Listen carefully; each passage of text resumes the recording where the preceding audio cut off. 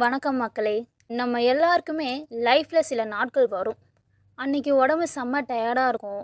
மனசு ஃபுல்லாக சோர்ந்து போயிருக்கும். எதையுமே செய்ய பிடிக்காது. இன்றைக்கி ஒரு நாள் லீவ் விட்டுருவோமா, இல்லை இன்றைக்கி இந்த வேலையை ஸ்கிப் பண்ணிடுவோமான்னு மைண்டு நம்மளை பயங்கரமாக கெஞ்சும். இன்னும் சில நேரங்களில் ஒரு பெரிய விஷயத்தை செய்யணும்னு நினைக்கும்போது, ஐயோ இது நம்மளால் முடியுமா, நமக்கெல்லாம் இது செட் ஆகுமான்னு பயம் நம்மளை அப்படியே ஸ்டாப் பண்ணும். அப்போது உங்கள் மைண்டுக்கிட்ட நீங்கள் ஒரே ஒரு வார்த்தை தான் சொல்லணும். இதை தவிர உனக்கு வேறு வழியே கிடையாது, இதை நீ செஞ்சு தான் ஆகணும். ஸோ எப்போ உங்கள் மூளைக்கு வேறு ஆப்ஷனே இல்லை, இதை நீ செஞ்சு தான் ஆகணும்னு ஒரு கட்டாயத்தை நீங்கள் உருவாக்குறீங்களோ, அப்போது உங்கள் உடம்புல இருக்கிற பயம், சோம்பேறித்தனம் எல்லாமே காணாமல் போயிடும். நம்ம மூளை எப்படின்னா, அதுக்கு ஒரு சின்ன ஓட்டை, சின்ன எஸ்கேப் ரூட் கொடுத்தா கூட அது வழியாக தப்பிச்சு ஓட பார்க்கும்.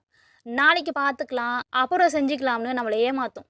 ஆனால் அந்த எஸ்கேப் ரூட்டை மொத்தமாக லாக் பண்ணிவிட்டு, இன்றைக்கி இதை நீ பண்ணலன்னா உன் லைஃபே காலி, உனக்கு வேறு வழியே இல்லைன்னு நீங்கள் ஸ்ட்ரிக்டாக சொல்லும்போது உங்கள் மூளை ஆட்டோமேட்டிக்காக அந்த வேலையை செய்ய ஆரம்பிச்சிடும். அதுக்கப்புறம் அங்கே சோம்பேறித்தனத்துக்கோ இல்லை பயத்துக்கோ இடமே இருக்காது.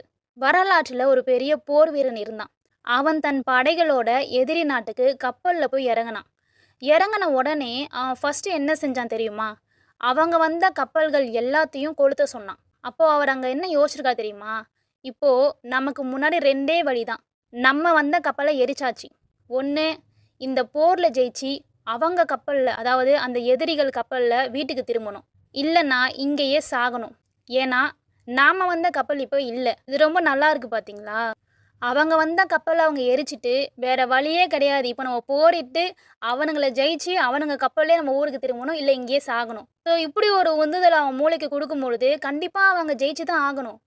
இந்த மாதிரி தான் உங்களுக்கு பின்னாடி இருக்கிற உங்களுடைய அந்த எஸ்கேப் கப்பல், உங்களுடைய இந்த சேஃப் ஜோன் கப்பலை நீங்கள் என்றைக்கு கொளுத்துறீங்களோ அன்னைக்கு உங்களோட உண்மையான விஸ்வரூபம் வெளியே வரும். எனக்கு பிடிக்கல, எனக்கு முடியலன்னு சாக்கு சொல்கிற நிறுத்துங்க.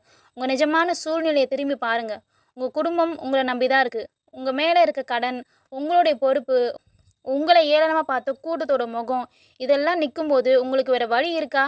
இல்லை. அப்போ இறங்கி அடிங்க. முடியலனாலும் பரவாயில்ல, இதை தவிர எனக்கு வேறு வழியே இல்லை, நான் ஜெயிச்சே தீருவேன்னு ஒரே ஒரு இலக்கை மட்டும் நிறுத்துங்க. உங்கள் மூளை உங்களை ஜெயிக்க வச்சிடும். அடுத்த வீடியோவில் நான் உங்களை பார்க்குறேன். நம்ம பேஜை ஃபாலோ பண்ணிக்கோங்க. உங்கள் ஃப்ரெண்ட்ஸ்க்கும் ஷேர் பண்ணுங்கள்.